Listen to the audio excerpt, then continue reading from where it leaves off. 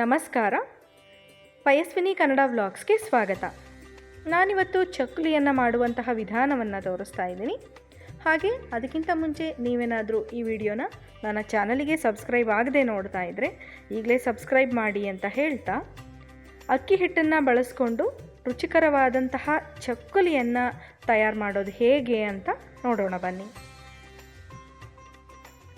ಮೊದಲನೇದಾಗಿ ನಾನಿಲ್ಲಿ 2 ಕಪ್ಪಷ್ಟು ಅಕ್ಕಿ ಹಿಟ್ಟನ್ನು ತಗೊಂಡಿದ್ದೀನಿ. ಹಾಗೆ ಇದಕ್ಕೆ 2 ಕಪ್ ಅಕ್ಕಿ ಹಿಟ್ಟಿಗೆ ಅರ್ಧ ಕಪ್ಪಷ್ಟು ಮೈದಾ ಹಿಟ್ಟನ್ನು ತಗೊಂಡು ನಾವು ಅದನ್ನು ಒಂದು ಪಾತ್ರೆಗೆ ನೀರು ಹಾಕಿ ಬಟ್ಟೆ ಕಟ್ಟಿ ಹಬೆಯಲ್ಲಿ ಬೇಯಿಸ್ಕೊಬೇಕಾಗತ್ತೆ. ಮೊದಲಿಗೆ ನಾನು ಹಬೆಯಲ್ಲಿ ಬೇಯೋದಕ್ಕೆ ಈ ಒಂದು ಮೈದಾ ಹಿಟ್ಟನ್ನು ಇಟ್ಬಿಡ್ತೀನಿ. ಅದಾದ ನಂತರ ಅಕ್ಕಿ ಹಿಟ್ಟಿನ ಮಿಶ್ರಣವನ್ನು ರೆಡಿ ಮಾಡ್ಕೊಳ್ಳೋಣ. ನಾನು ಇದನ್ನು ಸ್ಟವ್ ಆನ್ ಮಾಡಿ ಮುಚ್ಚಳ ಮುಚ್ಚಿ ಹಬೆಯಲ್ಲಿ ಬೇಯೋದಕ್ಕೆ ಇಡ್ತಾ ಇದ್ದೀನಿ. ಈಗ 2 ಕಪ್ ಆಗುವಷ್ಟು ಅಕ್ಕಿ ಹಿಟ್ಟಿಗೆ ಅರ್ಧ ಕಪ್ಪಷ್ಟು ಹುರ್ಗಡ್ಲೆನ ತೊಗೊಂಡಿದ್ದೀನಿ. ಹುರ್ಗಡ್ಲೆನ ನಾವು ನುಣ್ಣಗೆ ಪೌಡರ್ ಮಾಡ್ಕೊಬೇಕಾಗತ್ತೆ. ಈ ಥರ ನುಣ್ಣಗೆ ಪೌಡರ್ ಮಾಡಿಕೊಂಡು ಇದನ್ನು ಕೂಡ ಅಕ್ಕಿ ಹಿಟ್ಟಿಗೆ ಸೇರಿಸ್ಕೊಬೇಕು. ಈಗ ನಾನಿಲ್ಲಿ ಕರಿಬೇವಿನ ಸೊಪ್ಪನ್ನು ತಗೊಂಡು ಅದನ್ನು ನೀಟಾಗಿ ಫ್ರೈ ಮಾಡ್ಕೊತಾ ಇದ್ದೀನಿ. ಕ್ರಿಸ್ಪಿಯಾಗಿ ಬರಬೇಕಾಗತ್ತೆ ಕರಿಬೇವು, ಹಾಗಾಗಿ ನೀಟಾಗಿ ಫ್ರೈ ಮಾಡಿಕೊಂಡು ಅದು ಗರಿ ಗರಿ ಆದಮೇಲೆ ನಾನು ಸ್ಟವ್ ಆಫ್ ಮಾಡಿಕೊಂಡು ಅದನ್ನು ನೀಟಾಗಿ ಪೌಡರ್ ಮಾಡ್ಕೊತೀನಿ. ಚಕ್ಕಲಿ ಮಾಡುವಾಗ ಅದು ಮಧ್ಯದಲ್ಲಿ ಸಿಕ್ಕಾಕೊಬಾರ್ದು ಕರಿಬೇವು, ಹಾಗಾಗಿ ನಾವು ಇದನ್ನು ನೀಟಾಗಿ ಪೌಡರ್ ಮಾಡ್ಕೊಬೇಕಾಗುತ್ತೆ.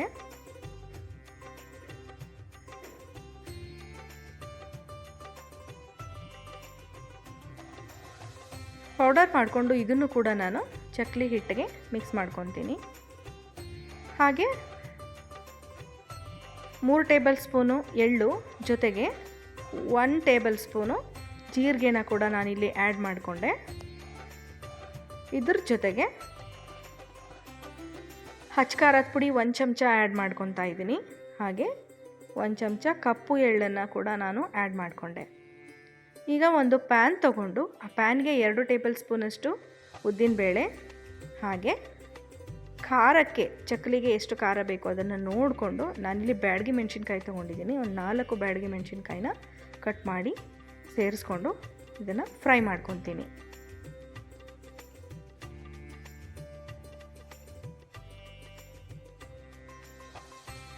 ಫ್ರೈ ಮಾಡ್ಕೊಂಡಾದಮೇಲೆ ಇದನ್ನು ಒಂದು ಮಿಕ್ಸಿ ಜಾರ್ಗೆ ಹಾಕ್ಕೊಂಡು ರುಬ್ಕೊಬೇಕಾಗತ್ತೆ. ಈಗ ಇದಾಗಿದೆ, ಫೈನ್ ಪೌಡರ್ ಮಾಡ್ಕೊಂಡಿದ್ದೀನಿ. ಈಗ ಇದನ್ನು ಕೂಡ ನಾವು ಅಕ್ಕಿ ಹಿಟ್ಟಿನ ಮಿಶ್ರಣಕ್ಕೆ ಆ್ಯಡ್ ಮಾಡ್ಕೊತಾ ಇದ್ದೀನಿ. ಈಗ ಹಬೆನಲ್ಲಿ ಏನು ಬೇಯಿಸಿದ್ದೆ ಅಲ್ವಾ, ಆ ಒಂದು ಮೈದಾ ಹಿಟ್ಟನ್ನು ಕೂಡ ಈ ಒಂದು ಅಕ್ಕಿ ಹಿಟ್ಟಿನ ಮಿಶ್ರಣಕ್ಕೆ ಸೇರಿಸ್ಕೊಂಡು ಬಿಸಿ ಇರುವಾಗಲೇ ಇದನ್ನು ನಾವು ಮಿಕ್ಸ್ ಮಾಡ್ಕೊಬೇಕು. ನೀಟಾಗಿ ಗಂಟುಗಳು ಇಲ್ಲದೆ ಇರೋ ಥರ ಬಿಸಿ ಇರುವಾಗಲೇ ಅಕ್ಕಿ ಹಿಟ್ಟಿನ ಜೊತೆ ಏನು ಉಳಿದಿರೋ ಪದಾರ್ಥಗಳನ್ನೆಲ್ಲ ಹಾಕಿದ್ವಿ ಅಲ್ವಾ, ಅದರ ಜೊತೆ ಚೆನ್ನಾಗಿ ನಾವು ಮಿಕ್ಸ್ ಮಾಡಿ ಇಟ್ಕೊಬೇಕಾಗುತ್ತೆ.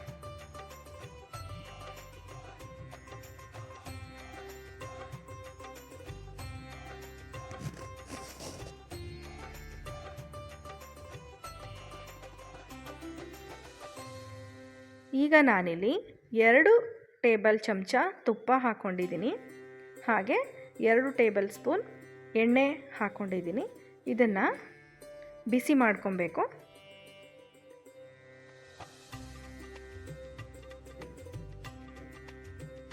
ತುಪ್ಪ ಮತ್ತು ಎಣ್ಣೆ ಮಿಶ್ರಣ ಏನಿದೆ ಇದನ್ನು ಬಿಸಿ ಮಾಡಿಕೊಂಡು ನಾವು ಈ ಹಿಟ್ಟಿಗೆ ಅದನ್ನು ಕೂಡ ಬಿಸಿ ಮಾಡಿಕೊಂಡಿರೋ ತುಪ್ಪನೂ ಕೂಡ ಸೇರಿಸ್ಕೊಂಡು ಮಿಕ್ಸ್ ಮಾಡ್ಕೊಬೇಕಾಗತ್ತೆ. ಇದ್ರ ಜೊತೆಗೆ ರುಚಿಗೆ ತಕ್ಕಷ್ಟು ಉಪ್ಪನ್ನು ಕೂಡ ನಾನು ಆ್ಯಡ್ ಮಾಡಿ ನೀಟಾಗಿ ಮಿಕ್ಸ್ ಮಾಡ್ಕೊತಾ ಇದ್ದೀನಿ. ಈಗ ನಾನಿಲ್ಲಿ ಒಂದು ಪ್ಯಾನ್ ತೊಗೊಂಡು ಅದಕ್ಕೆ 2 ಸ್ಪೂನಷ್ಟು ರವೆ ಹಾಕಿ ಫ್ರೈ ಮಾಡ್ಕೊತಾ ಇದ್ದೀನಿ. ಯಾಕೆಂದರೆ ರವೆ ಗಂಜಿ ಥರ ಮಾಡಿಕೊಂಡು ನಾವು ಇದನ್ನು ಕೂಡ ಅಕ್ಕಿ ಹಿಟ್ಟಿಗೆ ಮಿಕ್ಸ್ ಮಾಡಬೇಕು. ಹಾಗಾಗಿ ಫ್ರೈ ಮಾಡಿಕೊಂಡು ನಾನು ಇದಕ್ಕೆ 1 ಲೋಟ ಅಷ್ಟು ನೀರನ್ನು ಆ್ಯಡ್ ಮಾಡಿಕೊಂಡು ಗಂಜಿ ಮಾಡ್ಕೊತೀನಿ. ನಾವು ಈ ಥರ ಗಂಜಿ ಮಾಡಿಕೊಂಡು ಚಕ್ಲಿ ಹಿಟ್ಟಿಗೆ ಸೇರಿಸಿ ಕಲಸೋದ್ರಿಂದ ಇನ್ ಕೇಸ್ ತುಪ್ಪ ಅಥವಾ ಹುರ್ಗಡ್ಲೆ ಹೆಚ್ಚು ಕಡಿಮೆ ಆದರೆ ಚಕ್ಲಿ ಮುರ್ಕೊಳ್ಳೋದಿಲ್ಲ, ಅದು ಚೆನ್ನಾಗಿ ನೀಟಾಗಿ ಬರುತ್ತೆ ಎಳೆ. ಹಾಗಾಗಿ ಈ ಒಂದು ರವೆ ಗಂಜಿನ ಆ್ಯಡ್ ಮಾಡ್ಕೊಬೇಕಾಗತ್ತೆ.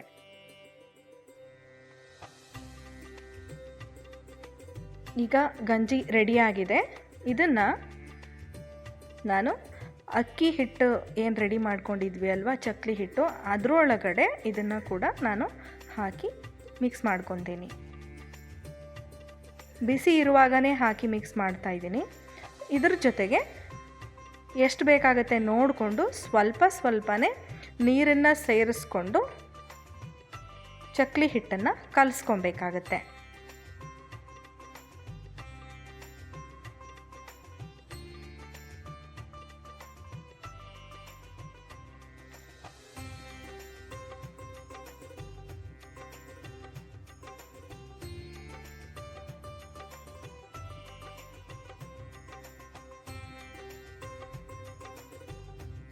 ಹಿಟ್ಟನ್ನು ಕಲಿಸ್ಕೊಂಡಾದಮೇಲೆ ಇದಕ್ಕೆ 2 ಟೇಬಲ್ ಚಮಚ ಎಣ್ಣೆನ ಕೂಡ ಆ್ಯಡ್ ಮಾಡಿಕೊಂಡು ಇದನ್ನು ನೀಟಾಗಿ ನಾದಿ ಇಟ್ಕೊಬೇಕಾಗತ್ತೆ.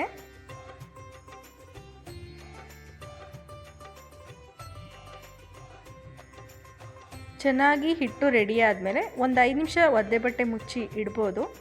ಅದಾದ ನಂತರ ಚಕ್ಲಿ ಹೊರಳಿಗೆ ನಾನು ಹಿಟ್ಟನ್ನು ಹಾಕ್ಕೊಂಡು ಚಕ್ಲಿ ಸುತ್ಕೋತಾ ಇದ್ದೀನಿ.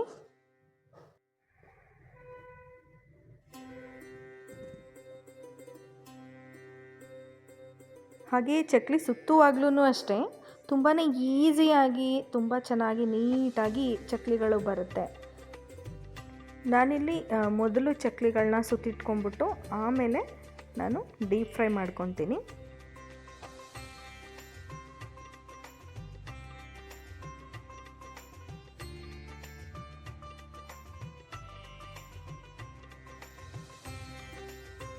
ಚಕ್ಲಿ ಸುತ್ಕೊಳ್ಳುವಾಗಲೇ ನಾನು ಎಣ್ಣೆನ ಆಲ್ರೆಡಿ ಬಿಸಿ ಮಾಡೋಕ್ಕೆ ಇಟ್ಟಿದ್ದೆ.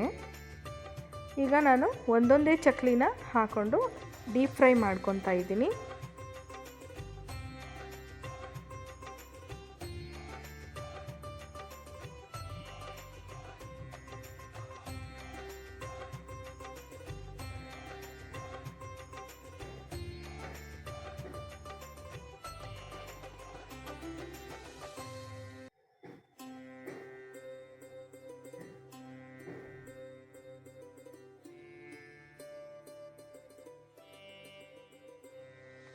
ಇದನ್ನು 2 ಸೈಡು ಚಕ್ಲಿಗಳನ್ನ ಉಲ್ಟಾ ಮಾಡಿ ನೀಟಾಗಿ 2 ಕಡೆ ಬೇಯಿಸ್ಕೊಬೇಕಾಗತ್ತೆ.